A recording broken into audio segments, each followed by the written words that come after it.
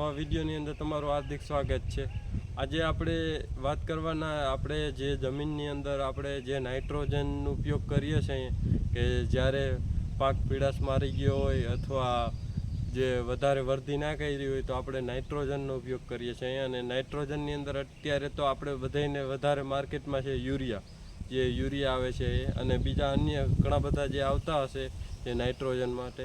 પણ આપણે જો ઓર્ગેનિક ખેતી કરતા હોઈએ અને આપણે ઘરે જ નાઇટ્રોજન બનાવવું હોય તો કઈ રીતના બનાવવાનું એનો વિડીયો છે, એટલે વિડીયો આખો જોજો।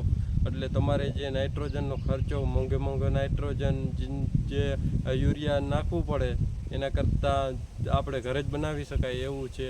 એટલે આખો વિડીયો જોજો તો તમને ખબર પડે કે કઈ રીતના એ નાઇટ્રોજન બનાવવું।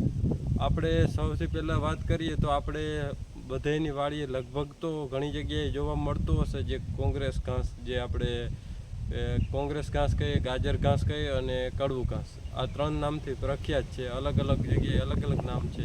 તો આનાથી કઈ રીતના દવા બનાવવાની કે જે તમે સ્કીન પર જોઈ શકો આ પ્રકારનું ઘાસ આવે છે કે જે આવું, અને આનાથી કઈ રીતના દવા બનાવવાની।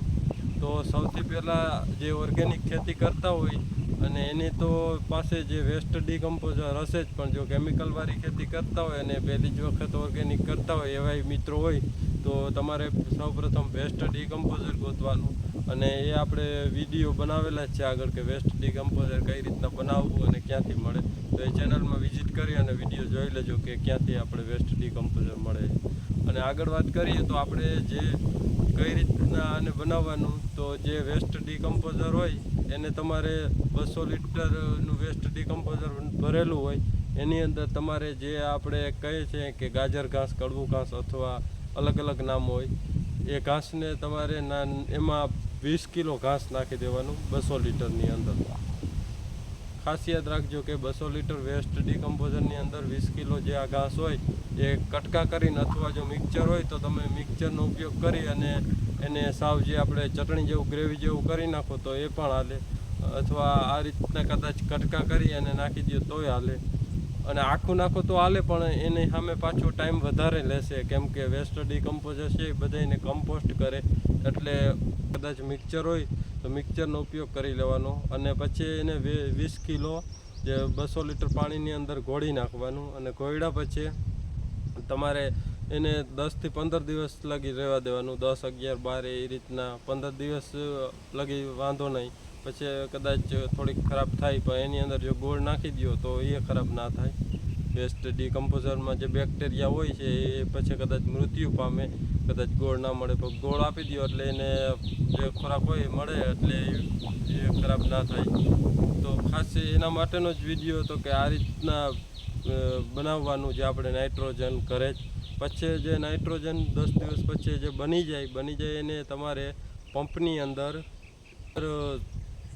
કમસે કમ 1 થી 2 લીટર 15 લીટરના પંપમાં 1 થી 2 લીટર જે લિક્વિડ હોય એ ગાળી અને ભરી લેવાનું કપડેથી અથવા ગળણીથી, અને એનો ઉપયોગ કરો એટલે તમને 100% સારું રિઝલ્ટ મળશે, જેમાં માંડવી, કપાસ, અન્ય પાકોની વૃદ્ધિ થાય શાકભાજીની, અને બહુ સારું રિઝલ્ટ મળે છે। એટલે જેમ બને એમ આપણે આવી જો ઘરે જ આપણે બધી ઔષધિઓ હોય આપણી વાડીએ જે આનો ઉપયોગ કરીએ તો બહુ સારું, અને જે આપણે મોટો ખર્ચ હોય ઘણી વાર તો જે યુરિયા છે આપણે મળતું નથી, લાઇનમાં ઊભું રહેવું પડે, પણ આપણે સમજતા નથી કે આપણે ઘરે જ પડ્યું છે યુરિયા બનાવતા આપણે આવડતું નથી। તો ખાસ એના માટેનો જ આ વિડીયો હતો, અને વિડીયો તમને ગમ્યો હોય તો વિડીયોને લાઇક કરજો, અને જો તમને કોઈ પણ પ્રશ્ન મૂંઝવતો હોય તો કોમેન્ટની અંદર કોમેન્ટ કરજો। અને મિત્રો આપણે ખાસ એક આપણે જેમ કે કીધું કે આપણે ઓર્ગેનિક ખેતી કરવી જરૂરી છે જીવનની અંદર, જે આપણે કેમિકલવાળું ખાઈએ છીએ એના કરતાં ઓર્ગેનિક કરીએ તો બહુ સારું। એ જ રીતે આપણે માણસને ગમે ત્યારે હસવું જરૂરી છે, બધા ટેન્શનમાંથી ફ્રી થઈ જાય, ગમે એવા ટેન્શન હોય તો આપણે હસવું એ જરૂરી છે। તો આપણા એક ભાઈની યુટ્યુબ ચેનલ છે અને ફેસબુક છે ને ઇન્સ્ટાગ્રામ, બધી જગ્યાએ એની આઈડી છે જે હું તમને કોમેન્ટની અંદર પિન કરી નાખીને પર ફોટો કે આ રીતના છે જે આપણે દેશી કમો એનું નામ છે। તો એને જેમ બને એમ સપોર્ટ કરો, અને આપણે હસવું તો જરૂરી જ છે, એટલે એ ભાઈ કંઈ ખરાબ તો કરતા નથી, હસાવે છે એ હસાવવું એ બહુ જરૂરી છે અને હસવું જરૂરી છે।